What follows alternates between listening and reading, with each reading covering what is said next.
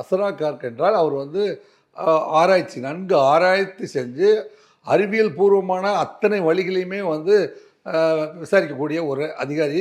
நேரடி கண்காணிப்பில் இந்த விசாரணை நடந்து கொண்டிருக்கிறது. எனவே அசரா கார்க்குடைய விசாரணையை நான் வந்து குறைத்து மதிப்பிடவில்லை.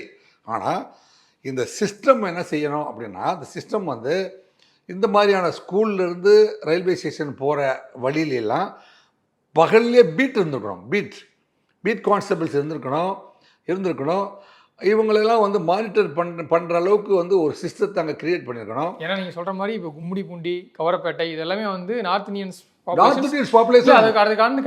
கடந்த காலங்களில் நிறைய கிரைம் வந்து அங்கே நடந்திருக்கு. பவாரியா கேங்கில் இருந்து எல்லாமே வந்து அந்த கும்மிடிப்பூண்டி சைடில் தான் வந்து.